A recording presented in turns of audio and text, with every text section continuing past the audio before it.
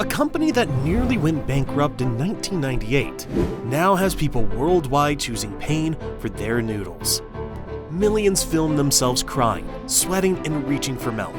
Denmark even banned some versions for being too hot. This moved beyond food. It started with a Korean grandmother who pushed through 1,200 chickens and 2 tons of chili sauce. The result became a global phenomenon, where eating turned into entertainment.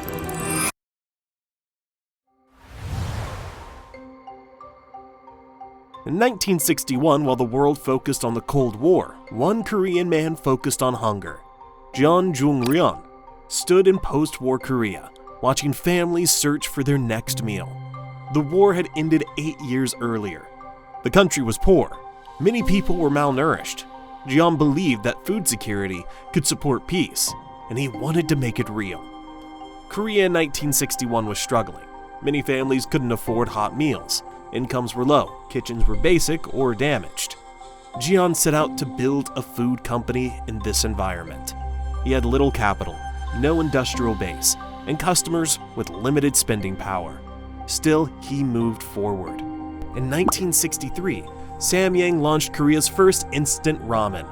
It cost 10 won, which made a hot meal possible for many families. The product used imported wheat from the United States and a new flash frying method. This was new to Korea. The team learned sourcing, production, and packaging from the ground up. The launch matched a turning point. Korea was entering the Miracle on the Han River, a period of fast growth. Early products like curry ramen and jjajangmyeon ramen became everyday options. Workers could eat during short breaks.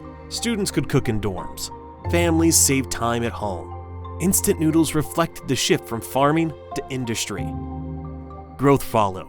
By the 1970s, Samyang held about 65% of the instant noodle market and was among the top 25 companies in Korea. Factories ran around the clock. Distribution covered the country. Exports reached overseas Korean communities. The company's values were honesty and trust, guiding ingredient choices, operations, and services. Scale brought new risks. Managing a large company required different skills. Samyang expanded into new lines, bought rivals, and formed partnerships abroad. The focus moved further from the simple goal of feeding people. The original values would be tested. What if the same ingredient meant to nourish became the cause of a company's near collapse? In 1989, Samyang Foods faced this when accusations arose about its soup base. The industrial oil scandal changed how the company worked and nearly erased what Jeon Jong-ryun had built. The claim was severe. Investigators said Samyang used non-food grade beef fat in its soup bases. This wasn't about small mistakes. It was about serving millions something unfit for people to eat. The story spread fast in the media and sparked a nationwide scare. Trust disappeared. Families who had bought Samyang for years began to worry about their children's health. Stores cleared shelves. Restaurants stopped using the products. Government cafeterias removed them. The fall was swift. Within weeks, the market leaders became an outcast. Competitors moved quickly. Nongshim, Otogi, and others filled the gap. They promoted their quality standards and reminded shoppers of Samyang's trouble. Market share shifted in months. The 65% lead built over decades began to fade as customers switched brands. The investigation dragged on. Food safety officials tested products. Samyang tried to defend itself. In 1990, investigators cleared Samyang. No evidence of non-food grade ingredients. The result came too late. The brand's image was damaged. Many consumers didn't return. The psychological impact remained even after the legal outcome. Leadership learned a hard lesson. In food, perception often outweighs facts. People buy trust as much as noodles. Samyang responded with transparency. They published ingredient lists, supplier details, and quality control beyond what rules required. Governance changed. New systems traced each ingredient from source to shelf. Independent labs verified safety. Supply chains were audited. Management structures shifted to close gaps that had led to the crisis. They thought the worst had passed. A bigger test was still ahead. Sometimes the person who saves a company is the last one you'd expect. In 1997, the Asian financial crisis hit South Korea hard. The won fell, debt costs soared, and many firms went bankrupt. Samyang Foods, still weak after the 1989 scandal, was close to collapse by 1998. The crisis showed how fragile the recovery was. Market share had not returned. Rivals had grown stronger. Debt became heavier as the won lost value. Foreign suppliers asked for upfront payment.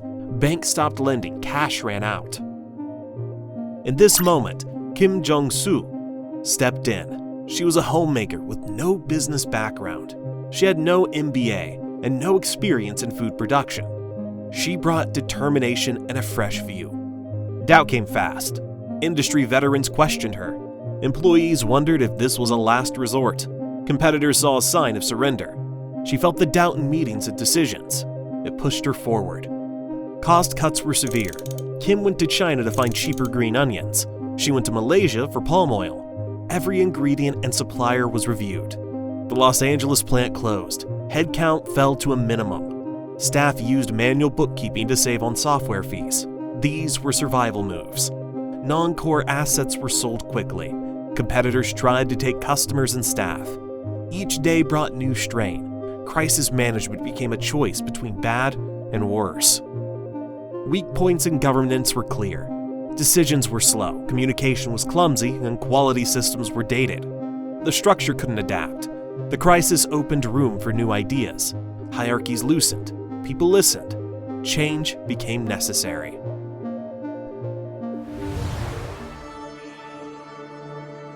In 2010, Kim Jong-soo noticed long lines outside a small Seoul restaurant serving spicy chicken stir-fry. People were sweating and crying, yet they kept eating. They paid to suffer and came back for more. This sparked an idea. The pain was part of the appeal. The extreme spice drew people in.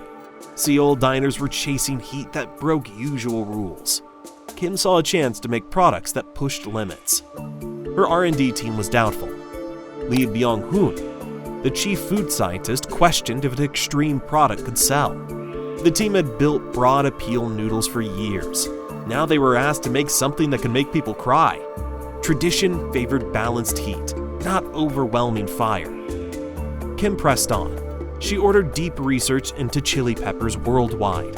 The team studied spicy dishes at restaurants and mapped how heat and flavor worked.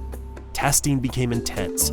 They used 1,200 chickens to refine the protein and 2 tons of sauce to tune the spice. Each version aimed to balance heat with taste. The hurdles were new. How do you lock in high heat in dried noodles? How do you keep flavor when spice is this strong? How do you make pain taste good? The team tried different peppers, sauce strengths, and cooking steps. Kim tasted each prototype, even when it was hard to finish. Her rule was clear: increase the heat. Even when testers said it was enough, she pushed further. Resistance grew. Teams worried the product was beyond local tastes. Most Korean instant noodles were designed for families, including kids. Early tests backed the concern. Panels said it was too spicy to sell. Focus groups struggled to finish a bowl. Retailers doubted it would move and hesitated on shelf space. The data pointed to failure. The 2012 launch looked like proof. Buldak Bokkeummyun met pushback from retailers and slow sales. It seemed headed for discount bins. Commentators called it a mistake driven by ignoring research.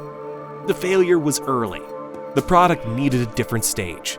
The stage arrived when the internet found what Korea first refused.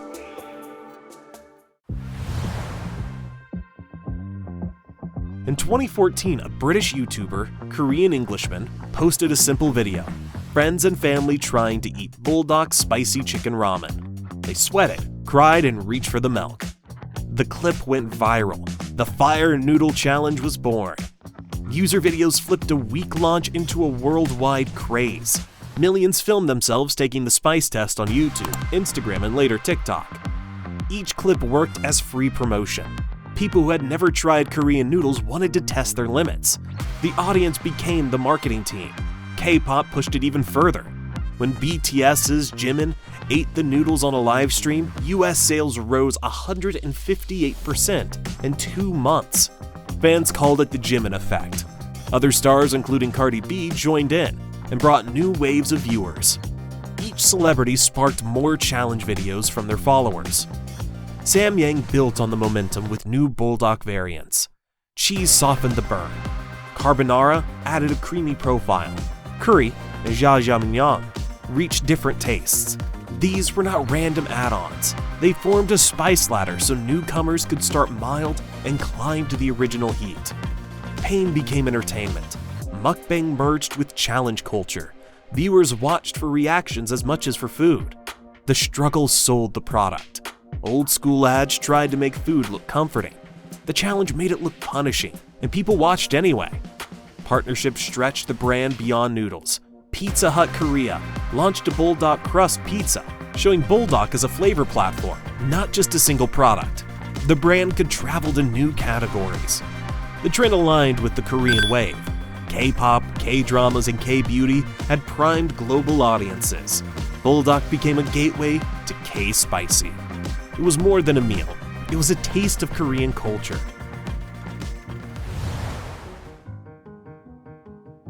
What do you do when your product is so popular that governments ban it for being too hot? Samyang Foods faced this as fire noodles spread worldwide. They built a global strategy, global reach with local adaptation. This wasn't just translation or shipping, it meant rethinking extreme spice for each culture. Tension grew inside the company. Koreans embraced intense heat. Western shoppers found the original nearly inedible. Indian consumers wanted a different kind of heat. Chinese buyers preferred familiar flavors with the spice challenge. Each market needed its own version of fire. Halal certification opened new doors. Samyang rebuilt parts of factories to meet Islamic dietary laws, sourced only halal inputs, and gained approvals from religious authorities. By 2021, Buldak was fully halal certified. Sales grew 190% in Malaysia and Indonesia in 1 year. This showed respect for faith-based rules and unlocked markets across Southeast Asia and the Middle East. Local production supported scale. Samyang invested $50 million in a Shandong, China plant that opened in 2021 for the China market, cutting tariffs and delivery times. They also began a $122.9 million factory in Muryang, South Korea, to serve U.S. demand more efficiently. Regional manufacturing improved speed and reduced supply risks. Branding adjusted by region while keeping the core look. English-speaking markets got bold fire noodles and chili icons. China used red and gold with local characters. Mexico featured Spanish labels and playful chili art. Each design fit local culture while staying clearly Samyang. In 2024, Denmark recalled 3 Buldak products: 3 times spicy, 2 times spicy, and hot chicken stew, for dangerously high capsaicin levels. Officials warned about acute poisoning risks for kids and sensitive groups. Samyang's response focused on spice tolerance differences, not quality faults. They noted the recall reflected local safety standards and said they would study rules and consider reformulation for sensitive markets. Global growth required more than taste adaptation. It required navigating different ideas of what is safe to eat. The next test was turning viral fame into staying power.